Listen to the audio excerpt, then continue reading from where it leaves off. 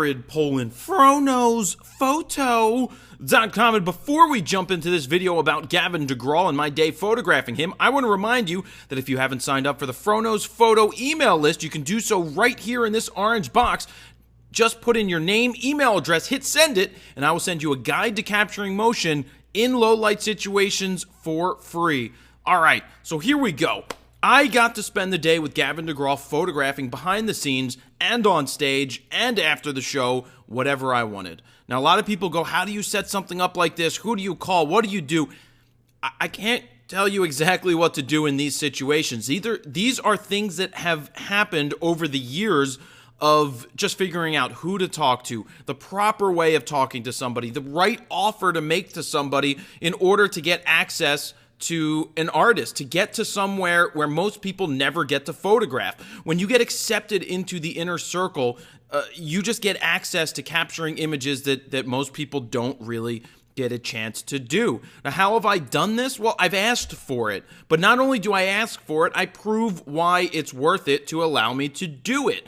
I back it up with work that I've done with other people. Now, of course, I didn't start off getting on the road or getting all the access that I could. I started off shooting live shows and just shooting them and asking if I could do more. The first show I ever did, I ended up knocking on the dressing room of the opening act, Graham Colton Band, and I asked if I could do some stuff, if I could get on the road. That's what I did with Maroon 5 back before they blew up. You just go and you ask. So it's not like, and I walked around with a book and I proved myself and I showed people the work back then before the iPhones and they're like, all right, cool, I like that. And it's just a matter of getting in touch with who you need to get in touch with. You can do that through Twitter. You can find somebody's management. You can find somebody on their Facebook page. You can get access. You just have to find it and back it up that you are good and that they're not making a mistake by letting you in. So I have selected, it looks like 27 images from the day of shooting. Now, 27 images you may think is not a lot, but I can tell a major story from start to finish in 27 images, and that's what we have right here.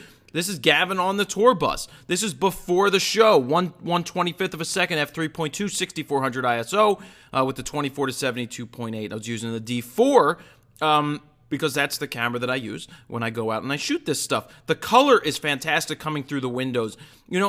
What I like about wide shots on a tour bus, well, sometimes they get awfully boring, but they help tell the story. Here, there's just a discussion going on. And then as you move on to the next one, he just made some tea or made some coffee, and you can see he's talking to one of the band members. You can see all the way into the back of the bus. You can just see what goes on with the whatever is here on the floor, the push-ups and the weights and everything along those lines. This is what it's like on a tour bus. People sit around, people do work. I mean, it's not just sitting around. You're always doing something unless you're sleeping in your bunk.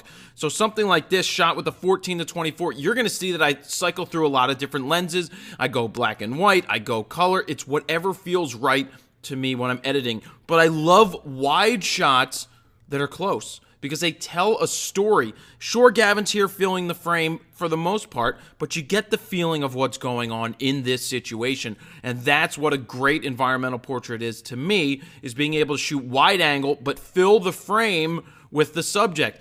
He knows I'm there. We sat for an hour. Before I even took a picture, he and I sat down at dinner for an hour and just talked. And that was it. I didn't take any pictures. I didn't take my camera out of the bag until it was time, and we felt comfortable. He was feeling me out. I was feeling him out. And it's just a matter of just getting there with each other, just feeling comfortable. Because when you can feel comfortable, that's when, I'm going to capture some great images, and they're going to just be great subjects. Coming off the tour bus, this always makes for a great image. It felt right in black and white. You've got the leading lines leading us over to the right-hand side of the frame using the 14 to 24 here. I'm at 1/2500th of a second at f4, 640th ISO. Sorry, 640 ISO. I'm at f4 to give me a little bit of leeway because I didn't know where he was going to be when he got off the bus. But this is great. He's looking at, well, I don't know if he's looking at me or past me, but this works really well because you got the other tour buses there, and it just is a great behind-the-scenes photo. He was on his way to do an interview for, I guess, Mix 1061 or whatever it is, and so here he is. This is showing that a filming is being done. There's a light here. He's doing the interview, and I like showing the wide shots like this. I also took tighter shots of the whole interview, but I thought the wider shot told a better story. This was a shot between the buses using a 70 to 200 2.8 all the way out of 200 to blow out that background, isolate him between two buses. That's what you're looking at in this photo is two buses, and this green thing in the background so happens to be a dumpster in the background. But great framing. The only thing that some people may say is that this may put them off a little bit. Obviously, I'm not going to crop it because none of these images are cropped. This is how I do it.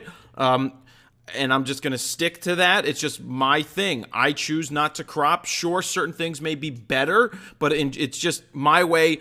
The reason I don't want to crop is I don't want to get stuck second-guessing every single photo that I take. I don't want to get home and be like, oh, this would be better, and get into that whole thing of not worrying about capturing it in the camera with the proper composition and then worrying about it later. I just want to shoot it the way it is.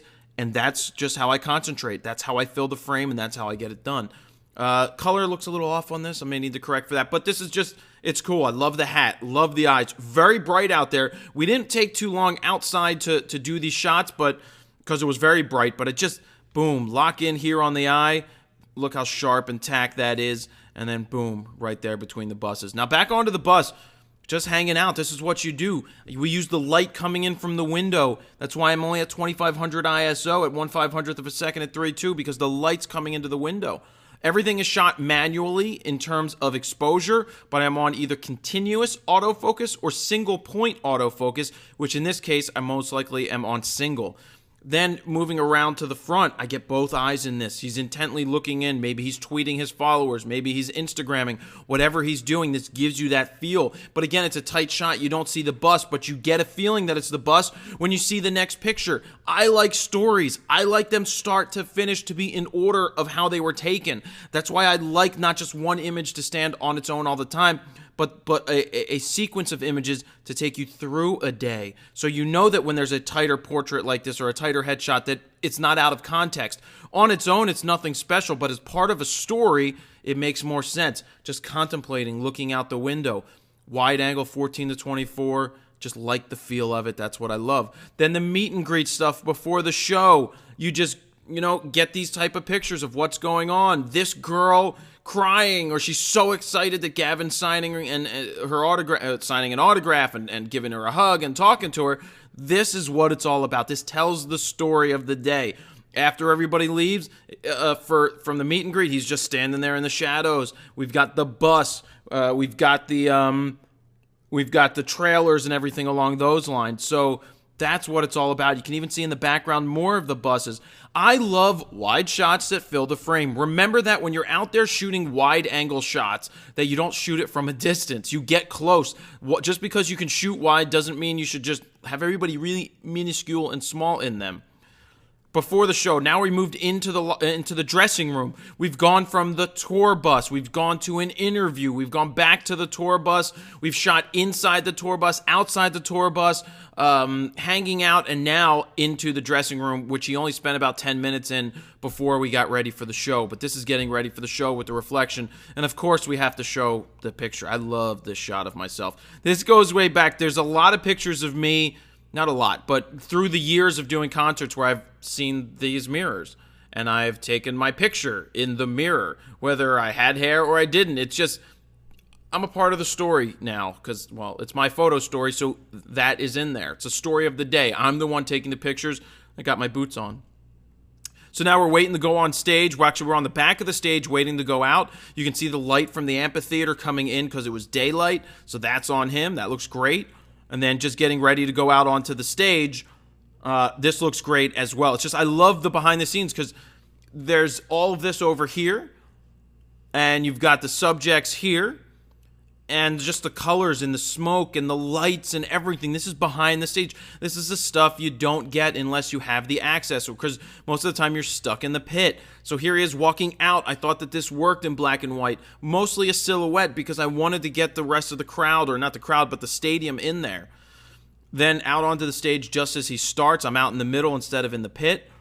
And then we'll skip, because we'll skip a lot of the live shots, but Gavin decides to, I was told that he goes into the crowd. What they failed to tell me was that he goes into the crowd. Literally goes all the way around, because that is where the fans are. When you can just, I mean, are these girls with their iPhones gonna forget that he walked through? I mean, look at all the people smiling. For an artist to come off the stage, to stand up on some chairs and sing, to walk around the rest of the auditorium, the amphitheater, to come out onto the grass area where the cheap tickets are, where the fans are, to walk around, that's what it's all about. That is how you turn a fan into a friend. They're going to remember this. They're going to post this, and that is how you do it. And it was very difficult to get through this crowd. I didn't know he was going to do it. I jumped off the stage. I had the 24-70 on. I had to catch up. I had to elbow 14-year-old girls, which I didn't actually elbow them. I was like, excuse me. I have a camera, and I just go through. So I knew that I finally got in front of him. And I knew that the crowd was going to be moving, so I ran ahead so that I could get the scene, so I could show the wider scene. As you can see, it's mostly women, and mostly people taking pictures with their iPhone instead of worrying about the scene. And these guys are like, what's going on? But no, that's what it's all about. So back to the middle of the stage, I put myself out there. Nobody's looking at me. I'm not a distraction standing there. I think I wore maroon. Yeah, I wore maroon. I could tell from my photo. This is what's this? A 14-24 shot at 14 millimeters. This shows everybody got up. Everybody's screaming. Everybody's yelling. Everybody's loving it. This is just, that's what you go for. Shots like this that aren't from the pit. And then I knew, because you can see that the spotlight is here, I utilized the spotlight to really glow around Gavin. This is what I'm looking for. These shots that just, he's turning his head and you get some light on his face. This is what it's all about. And then something like this, I don't know if it's good. I don't know if it's bad. It was interesting. He moved his head, because I used the people's body, the artist's body, to block the light but cause this glow. I'm using my hand. I'll use the mouse. That caused this glow to come around him.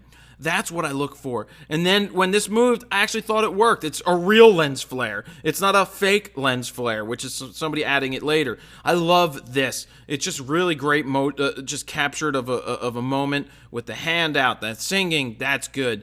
Then then he's done singing, out into the back behind the venue, walking towards the tour bus.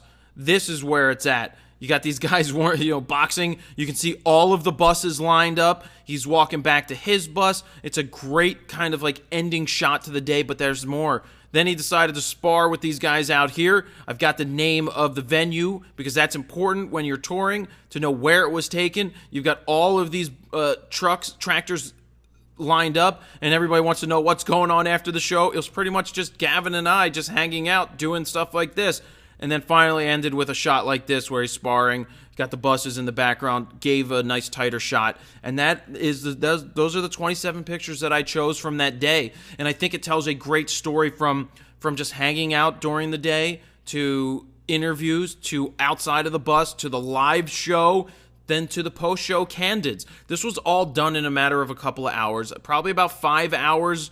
Show up at 3, leave at about 8 or so, because he was on early during this show. And I really appreciate the fact that they gave me the access, that they accepted me in there, and we hung out and we captured great images. Check out Gavin's stuff, go to his website, download some of the music, give a listen, go to a show. He puts on a fantastic show filled with a ton of energy and just so many hits coming out when he's playing. It's really great. So I just love getting the access, and I'm going to keep going forward to get more shots like this, or more access like this that other people don't really get to do. It's a matter of asking for it. You start somewhere. You start by shooting. It's harder today to get access, but if you prove yourself and you're not a pain in the ass too much, and you have quality work, you can reach anybody. I reached the president's photographer through Twitter. He tweeted me back. Howard Stern has over 1 million followers. He tweeted me back. It's just pretty awesome that you can reach somebody. So utilize that. Twitter's a great place. You become friends with somebody, and after a while, they're so used to seeing your name that they feel like you're friends. So then you start to become a friend with them, and it's more personable. So That's really it, guys. If you haven't signed up for the email list, please do so. Look for that orange box. You can sign up and you'll get a free guide to capturing motion in low light situations, which is a free ebook, so enjoy that. Thank you again to everybody with Gavin DeGraw for their hospitality and giving me the access and allowing me the ability to capture these images. Jared Polin, FroKnowsPhoto.com. See ya. Have you subscribed here on YouTube yet? Well, you can do so simply by clicking subscribe inside this red box. Then go over to manage subscriptions, give that a click, and click right next to my name, as well as email me about new uploads. You will receive an email every time I upload a new video. Thank you very much.